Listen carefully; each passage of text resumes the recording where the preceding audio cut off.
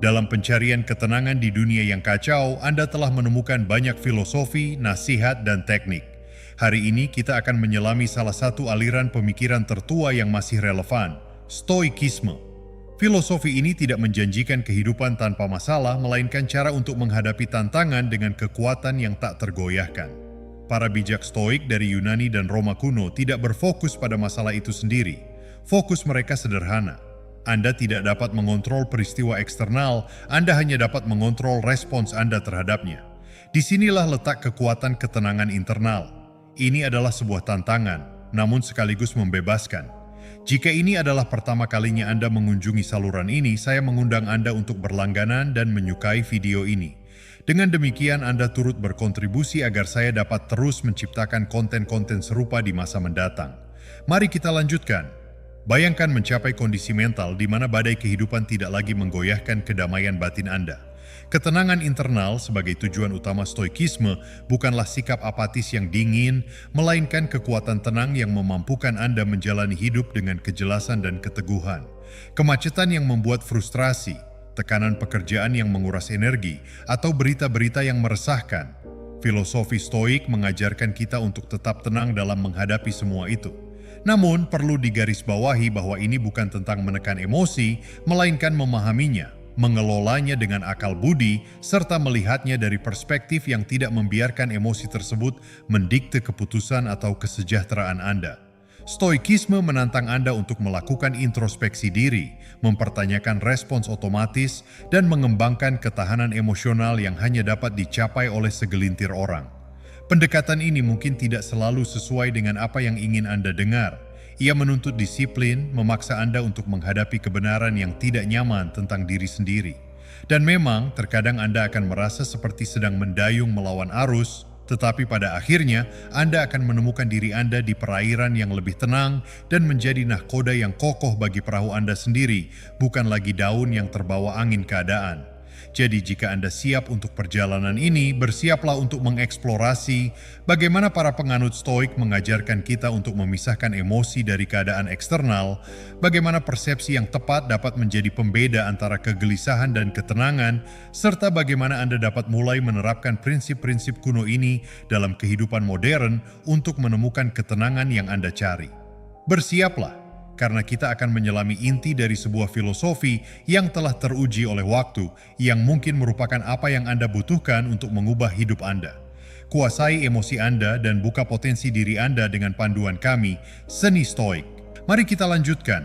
Bayangkan Anda memiliki seutas tali di tangan, yang menarik Anda ke arah yang tidak selalu Anda pilih. Kehidupan kerap menyuguhkan situasi serupa, di mana kita merasa terseret oleh kekuatan di luar kendali. Namun bayangkan jika tali itu dapat terlepas. Inti ajaran Stoik justru tentang hal ini. Sebagian besar hal berada di luar kendali kita, tetapi kita selalu dapat melepaskan tali tersebut. Kita mengendalikan persepsi, keputusan, dan respons kita. Saat lalu lintas macet, Anda tidak bisa menggerakkan mobil di depan Anda, tetapi Anda dapat memilih untuk tidak membiarkan ketenangan Anda terusik oleh keterlambatan. Itu adalah sesuatu yang berada dalam kuasa Anda.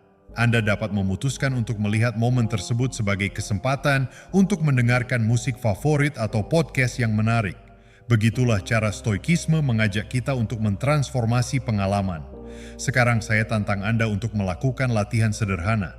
Ambil selembar kertas dan buat 2 kolom. Di satu kolom tuliskan hal-hal yang tidak dapat Anda kendalikan. Cuaca, opini orang lain, masa lalu.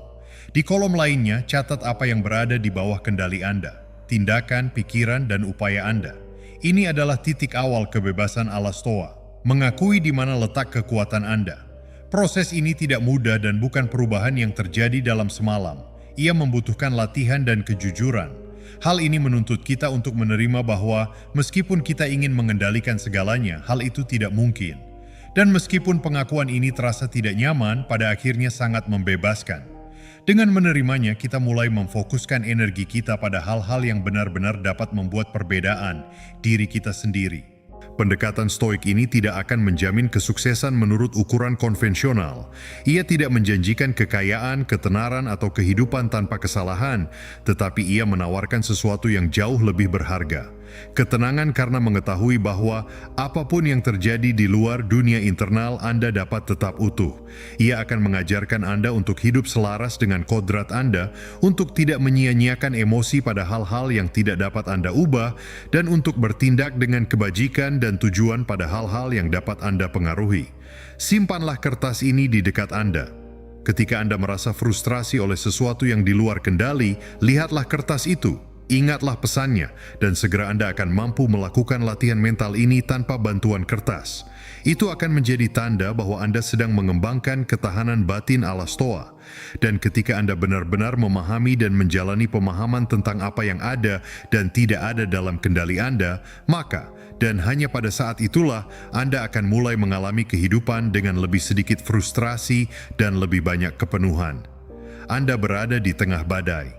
Bukan badai secara harfiah, tetapi salah satu badai kehidupan yang mengguncang Anda hingga ke tulang. Sekarang berhentilah sejenak dan renungkan, apa jadinya jika Anda dapat tetap tenang, tak tergoyahkan, seolah-olah Anda berada di pusat badai, di mana ketenangan berkuasa? Inilah yang dimaksud dengan ataraksia, sebuah istilah yang mungkin tidak sering Anda dengar, tetapi menyimpan rahasia pengendalian emosi. Ataraksia berarti ketidaktergangguan dan merupakan kondisi yang dicari oleh para penganut Stoa, sebuah kedamaian batin yang terjaga terlepas dari keadaan eksternal. Inilah kebenaran yang mungkin tidak ingin Anda dengar. Sebagian besar stres dan kecemasan Anda berasal dari dalam, bukan dari luar. Reaksi Anda lah terhadap peristiwa, bukan peristiwa itu sendiri, yang mengganggu kedamaian ini. Namun kabar baiknya, ini berarti Anda memiliki kekuatan untuk berubah. Untuk mengembangkan ataraksia, mulailah dengan kesadaran, praktik untuk benar-benar hadir pada saat ini. Ketika Anda merasa terbebani, luangkan waktu sejenak, tarik napas dalam-dalam, rasakan udara memenuhi paru-paru Anda. Amati dunia di sekitar Anda, dengarkan suara-suara, rasakan tanah di bawah kaki Anda. Tindakan kesadaran ini akan memusatkan Anda dan membawa Anda kembali ke satu-satunya momen yang benar-benar dapat Anda kendalikan saat ini. Latihlah ini setiap hari. Mulailah dengan 1 atau 2 menit saja. Bisa saat Anda menyikat gigi, ketika Anda berjalan menuju tempat kerja, atau bahkan di tengah rapat. Ini adalah kebiasaan, dan seperti kebiasaan lainnya, semakin sering Anda melakukannya, semakin kuat kebiasaan itu tertanam. Secara bertahap, Anda akan mendapati bahwa hal-hal yang sebelumnya mengguncang Anda kini Anda hadapi dengan lebih tenang, bukan karena Anda tidak peduli, tetapi karena Anda telah belajar menemukan pusat ketenangan itu di dalam diri Anda. Ataraksia tidak berarti Anda tidak mengalami kehidupan atau menjadi acuh tak acuh terhadap pengalaman orang lain. Itu berarti Anda memilih untuk tidak membiarkan gelombang emosi menyeret Anda. Anda tidak menjauh dari kehidupan. Anda mendekatinya dengan perspektif baru yang memungkinkan Anda menavigasi arusnya dengan kemahiran yang jarang dicapai orang. Inilah jalan menuju kekuatan internal yang hanya dikenal oleh segelintir orang. Dan selama Anda menapaki jalan ini, setiap langkah, setiap napas sadar, setiap momen kesadaran akan membawa Anda lebih dekat pada ketenangan internal yang tak tergoyahkan. Inilah anugerah yang diberikan ataraksia kepada Anda. Inilah janji stoikisme dan sesuatu yang ada dalam jangkauan Anda di sini dan saat ini. Anda dihadapkan pada sebuah masalah yang tampaknya menyita seluruh ruang mental Anda. Namun, bagaimana jika saya katakan bahwa masalah itu tidak sebesar yang Anda kira? Seringkali yang membebani kita bukanlah peristiwa itu sendiri, melainkan cerita yang kita bangun di sekelilingnya. Para penganut Stoa menawarkan alat yang ampuh, pandangan objektif, melihat segala sesuatu sebagaimana adanya, tidak lebih buruk dari kenyataan dan tentu saja tidak lebih baik. Ini adalah cara melihat dengan jernih, tanpa selubung emosi yang intens. Objektivitas Stoa bagaikan melihat dunia melalui kristal yang bersih, tanpa noda dari prasangka dan reaksi otomatis kita. Bagaimana kita mencapai kejelasan ini? Berikut latihannya. Setiap kali Anda menghadapi tantangan, deskripsikan di atas kertas hanya dengan menggunakan fakta, tanpa kata sifat bermuatan emosi, tanpa asumsi, tanpa interpretasi. Misalnya, alih-alih menulis, "Saya punya masalah mengerikan di tempat kerja," tulislah, "Ada situasi di tempat kerja yang membutuhkan perhatian saya." Latihan ini membantu Anda melepaskan masalah dari kekuatan emosionalnya dan memungkinkan Anda untuk menghadapinya dengan lebih tenang dan efektif. Anda akan menyadari bahwa ketika melakukannya, banyak masalah yang tampak mengerikan dalam pikiran ternyata jauh lebih mudah dikelola. Ini bukan tentang menyangkal keseriusan beberapa situasi, melainkan mengakui bahwa hanya dengan melihat segala sesuatu secara objektif, kita dapat merespons dengan tepat. Menjadi objektif juga berarti mengakui keterbatasan dan bias kita sendiri. Berarti bersedia mengakui bahwa kita tidak selalu benar, atau bahwa reaksi pertama kita bukanlah kebenaran mutlak. Ini bisa terasa tidak nyaman, bahkan mungkin menyakitkan pada awalnya, tetapi ini adalah langkah penting menuju kedewasaan emosional dan kebijaksanaan Stoa. Karena ketika kita mulai melihat dengan objektivitas, ketika kita melepaskan persepsi kita dari beban emosional, kita mulai membuat keputusan yang lebih seimbang. Kita menjadi lebih berbelas kasih, lebih jujur, dan pada akhirnya lebih efektif di semua bidang kehidupan. Inilah janji objektivitas Stoa, sebuah kehidupan yang dijalani dengan kejelasan, tujuan, dan kedamaian, terlepas dari badai apapun yang mungkin datang. Menghadapi ketakutan memang bukan untuk mereka yang lemah hati, namun dalam ranah stoikisme, disinilah kita justru berperan. Premeditasi kejahatan atau premeditatio malorum adalah teknik yang mungkin tampak tidak intuitif pada awalnya. Dengan sengaja membayangkan skenario terburuk yang mungkin terjadi. Mengapa? Bukan untuk menciptakan ketakutan, melainkan untuk menguranginya, untuk mempersiapkan mental Anda menghadapi tantangan yang mungkin muncul. Latihan ini adalah tentang penguatan mental. Layaknya seorang atlet yang mempersiapkan diri untuk kompetisi, Anda mempersiapkan diri untuk kehidupan. Mulailah dengan membayangkan tantangan yang mungkin Anda hadapi. Presentasi penting, percakapan sulit, bahkan kemungkinan kegagalan. Visualisasikan secara detail. Apa skenario terburuknya? Bagaimana perasaan Anda? Apa yang akan Anda lakukan? Nah, inilah kuncinya. Setelah Anda membayangkan skenario terburuk, mulailah merencanakan bagaimana Anda akan mengelolanya. Sumber daya internal apa yang dapat Anda gunakan? Tindakan apa yang akan Anda ambil untuk pulih? Proses ini memberi Anda rencana cadangan mental, mengurangi ketakutan akan hal yang tidak diketahui, dan memberi Anda kepercayaan diri karena Anda telah secara mental menghadapi tantangan ini dan bertahan. Mungkin Anda tidak menyukai pendekatan ini. Mungkin terkesan negatif atau pesimistis, namun para penganut Stoa bukanlah pesimis. Mereka adalah realis. Ini bukan tentang mengharapkan yang terburuk, tetapi tentang bersiap untuk itu, yang pada gilirannya memungkinkan Anda untuk hidup dengan lebih bebas dan berani. Integrasikan praktik ini ke dalam kehidupan sehari-hari Anda. Luangkan beberapa saat setiap pagi untuk melakukan premis kejahatan. Anda mungkin akan mendapati bahwa dengan mengantisipasi tantangan dan mengakui bahwa Anda dapat menghadapinya, hari-hari Anda menjadi tidak terlalu menakutkan. Hal ini tidak hanya membuat Anda lebih tangguh, tetapi juga memungkinkan Anda untuk lebih menghargai momen-momen ketika segala sesuatunya berjalan baik. Inilah seni antisipasi Stoa. Bukan ajakan untuk takut, melainkan persiapan untuk menjalani kehidupan dalam bentuknya yang paling nyata.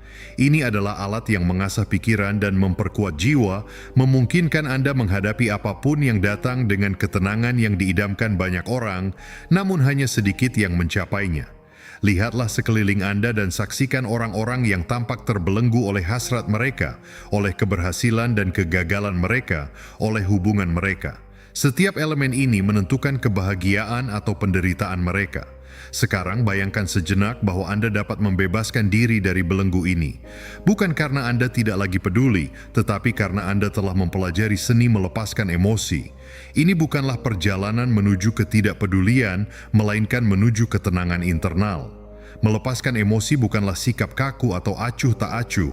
Ini adalah pemahaman bahwa keterikatan yang berlebihan pada hal-hal yang tidak dapat kita kendalikan hanya akan membawa pada frustrasi. Bagaimana Anda dapat mempraktikkan pelepasan ini dalam kehidupan sehari-hari? Mulailah dengan refleksi. Ketika Anda merasa suatu situasi atau objek menyita terlalu banyak energi emosional, ajukan pertanyaan sederhana.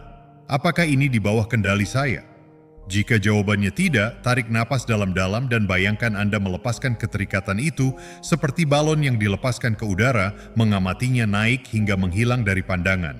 Pada awalnya, latihan ini mungkin terasa tidak nyaman. Mungkin terasa seperti Anda melepaskan sesuatu yang berharga, namun sebenarnya Anda sedang merebut kembali kedamaian mental Anda. Strategi lain adalah membatasi paparan Anda terhadap sumber-sumber keterikatan. Di dunia yang penuh dengan rangsangan dan tuntutan perhatian yang konstan, putuskan secara sadar kemana Anda akan menghabiskan waktu dan energi. Ini bisa sesederhana mematikan notifikasi ponsel selama beberapa jam atau sedalam belajar untuk mengatakan tidak pada komitmen yang tidak bermanfaat bagi Anda. Jalan menuju pelepasan emosi ini akan membebaskan Anda dari banyak gejolak internal yang Anda rasakan. Ini akan memampukan Anda menghadapi kehilangan dan kegagalan dengan ketenangan yang akan menjaga Anda tetap teguh, bukan karena hal itu tidak menyakitkan, tetapi karena Anda memahami bahwa hidup adalah aliran pengalaman dan penderitaan datang bukan dari pengalaman itu sendiri, melainkan dari ketidakmampuan kita menerima sifat sementaranya. Mengintegrasikan pelepasan emosi dalam hidup Anda tidak berarti Anda tidak peduli pada hasil usaha Anda, tetapi bahwa Anda tidak mendefinisikan diri Anda berdasarkan hasil tersebut. Anda tidak menjadi kurang bersemangat, Anda menjadi lebih terpusat. Anda tidak menjadi kurang ambisius, Anda menjadi lebih tenang. Dan dari pusat ketenangan ini, Anda benar-benar dapat menikmati hidup dan segala tawarannya. Pikirkan tentang terakhir kali Anda dikecewakan oleh sesuatu atau seseorang. Apakah itu karena Anda menempatkan kebahagiaan Anda di tangan orang lain atau pada sesuatu yang eksternal? Para penganut Stoa menawarkan alternatif yang kuat, autarki atau kecukupan emosional.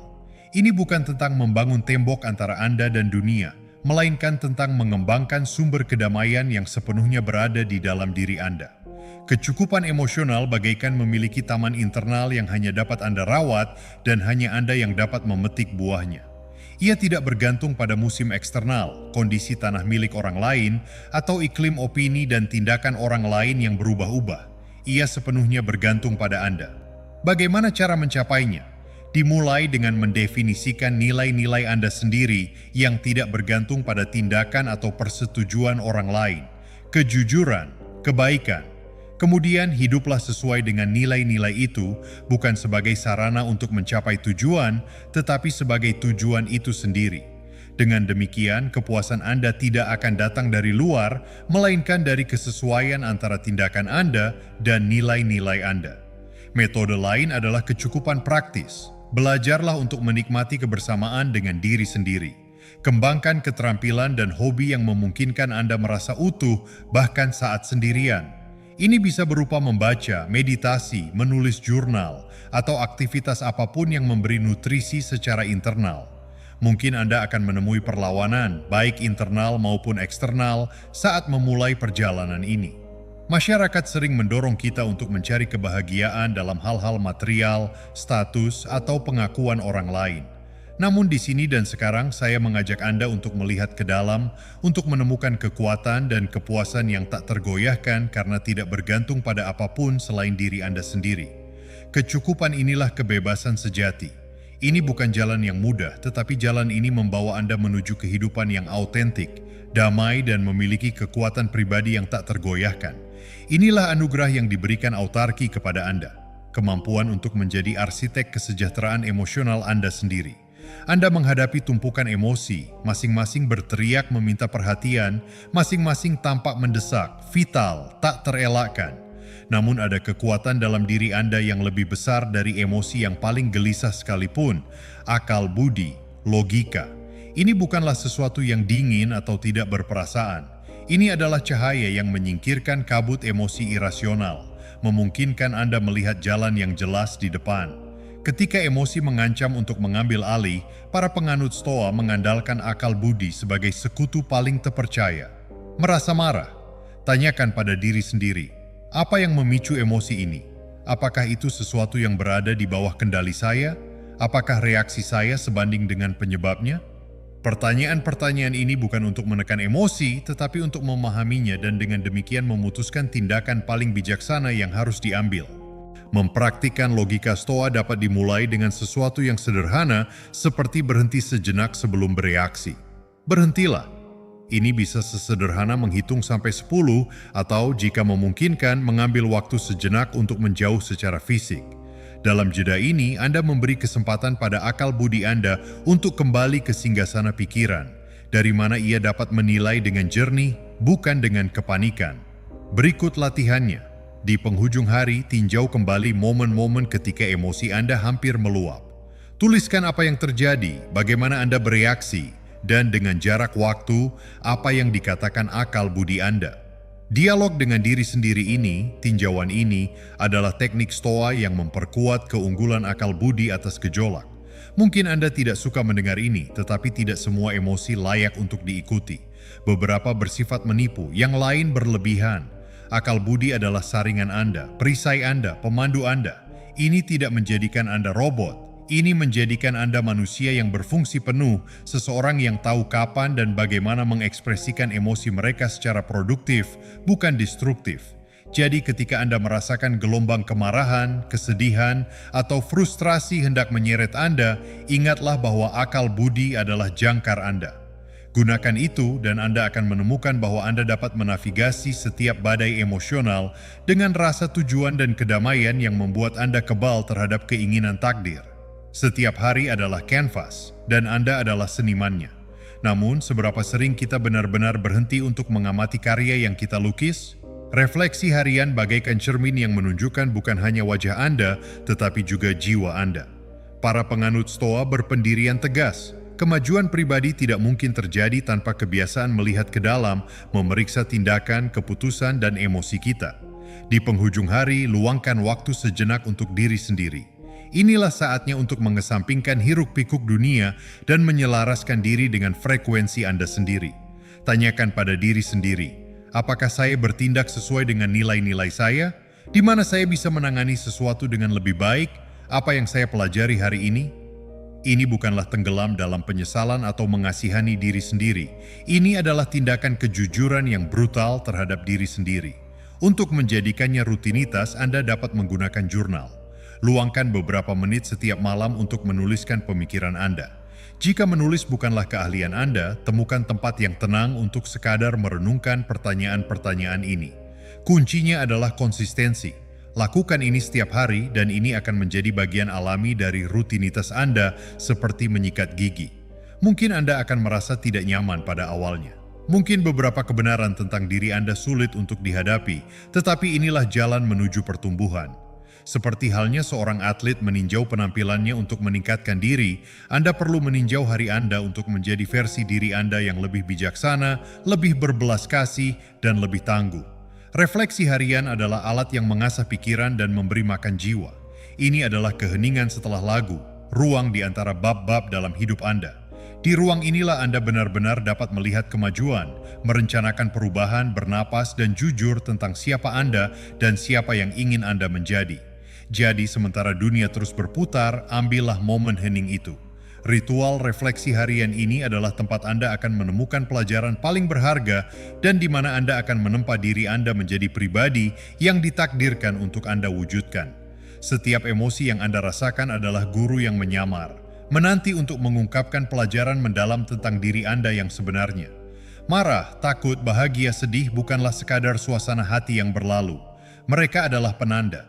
Dan jika Anda belajar menginterpretasikannya dengan benar, ia menjadi umpan balik stoik yang tak ternilai untuk pertumbuhan pribadi Anda.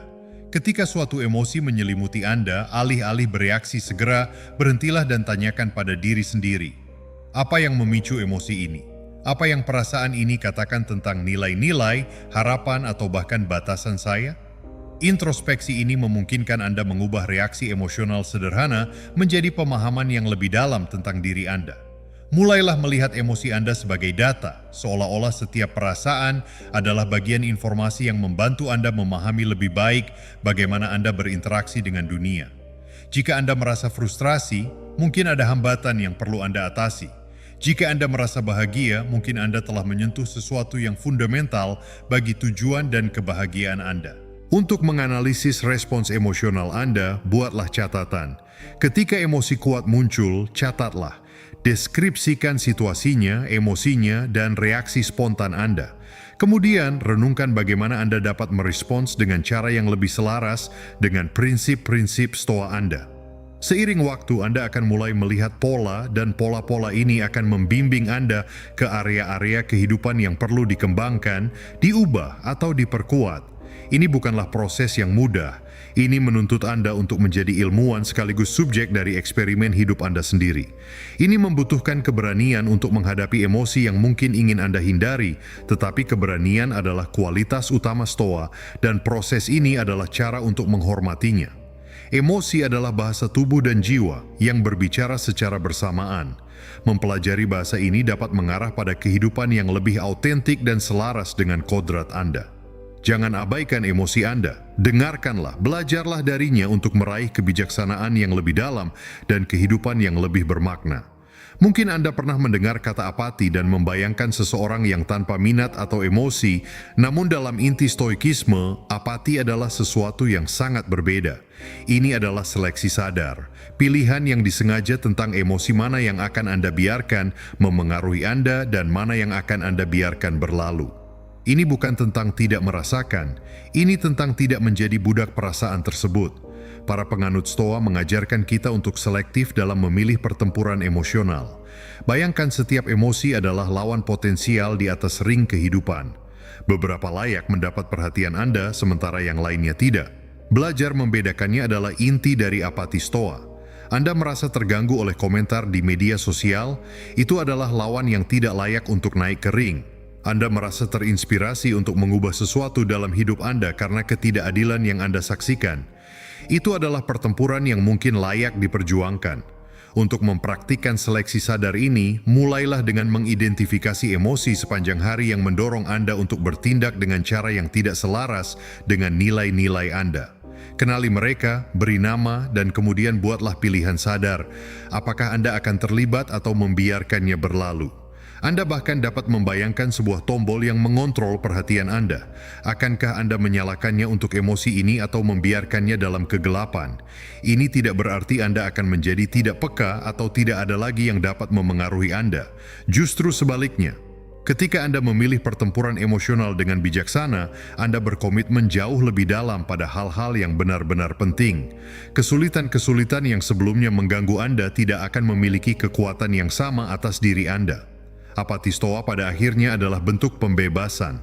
Ia membebaskan Anda dari rantai reaksi otomatis dan memberi Anda kebebasan untuk memilih, untuk merespons alih-alih bereaksi.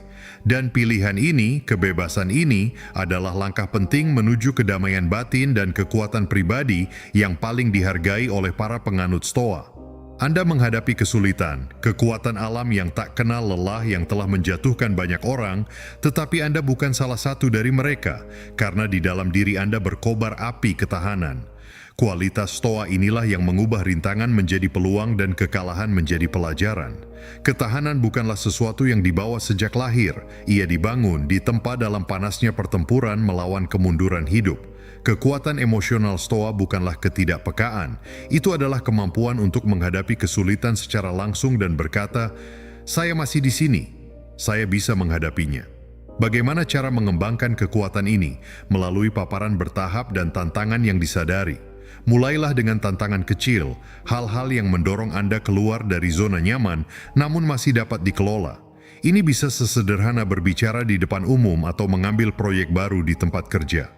Setiap kali Anda menghadapi tantangan ini dan bertahan, Anda menjadi sedikit lebih kuat.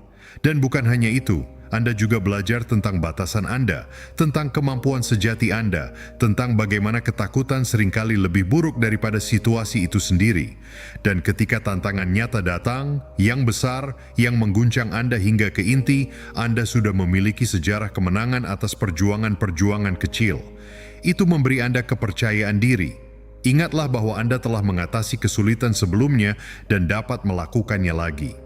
Namun, inilah sesuatu yang mungkin tidak ingin Anda dengar. Ketahanan juga berarti membiarkan diri Anda merasakan sakit, kesedihan, kekecewaan, bukan agar mereka menguasai Anda, tetapi agar mereka mengajari Anda, sehingga setelah badai berlalu, Anda bangkit tidak hanya utuh, tetapi menjadi lebih baik. Jadi, ketika kesulitan mengetuk pintu Anda, jangan bersembunyi. Bukalah, temui dia, dan dalam setiap pertemuan Anda akan membangun ketahanan yang tak tergoyahkan, ketahanan yang tak ternilai, dan kekuatan yang benar-benar Stoa. Dalam perjalanan melalui pengelolaan emosi ala Stoa ini, Anda telah membekali diri dengan berbagai alat yang ampuh. Anda telah belajar untuk membedakan antara apa yang ada dan tidak ada dalam kendali Anda, untuk mengembangkan ketidaktergantungan ataraksia dan melihat segala sesuatu dengan jernih, dengan objektivitas yang melindungi Anda dari badai emosional. Anda telah menghadapi praktik premis kejahatan, mempersiapkan mental untuk apapun yang mungkin datang. Anda telah mengeksplorasi kebebasan yang ditawarkan oleh pelepasan emosi, kedamaian yang dibawa oleh kecukupan, dan kejelasan yang diberikan oleh akal budi atas reaksi irasional. Anda telah berkomitmen pada praktik harian, mengubah setiap emosi menjadi peluang belajar, dan telah belajar memilih pertempuran emosional dengan kebijaksanaan apati stoa. Kini saya mengundang Anda untuk membawa prinsip-prinsip ini keluar dari ruang ini dan menerapkannya dalam hidup Anda. Ketika Anda menghadapi kesulitan, ingatlah kekuatan dan ketahanan yang telah Anda kembangkan di sini. Pengelolaan emosi adalah sebuah seni dan, seperti seni lainnya, ia memerlukan latihan. Jangan berkecil hati jika pada awalnya terasa menantang. Teruslah berusaha dan seiring waktu, pelajaran-pelajaran ini akan menjadi kebiasaan. Jadi saat Anda melangkah dalam keseharian, minggu-minggu, dan kehidupan Anda, bawalah prinsip-prinsip ini. Gunakanlah untuk membentuk karakter yang tidak hanya bertahan, tetapi juga berkembang, terlepas dari apapun yang kehidupan siapkan untuk Anda. Dan ingatlah, inti dari stoikisme adalah pencarian untuk hidup baik dan bermakna, sebuah jalan yang layak untuk ditempuh. Dan kini, Anda lebih siap dari sebelumnya untuk melangkah. Saya harap pesan ini bermanfaat bagi Anda. Dengan hormat, saya mengapresiasi dedikasi Anda dalam menyimak video ini hingga akhir, yang mencerminkan keinginan Anda untuk terus bertumbuh secara pribadi. Jika Anda menyukai video ini, silakan tinggalkan komentar Anda. Jika Anda tidak tahu harus berkomentar apa, Anda dapat menulis terima kasih sebagai tanda bahwa Anda telah menyimak hingga akhir. Jika Anda belum berlangganan saluran ini, kami persilakan untuk berlangganan sekarang dan bergabung dengan kami. Stoikisme kaya akan ajaran-ajaran seperti ini yang dapat diterapkan dalam kehidupan sehari-hari. Oleh karena itu, saya mendorong Anda untuk terus mempelajari filosofi ini.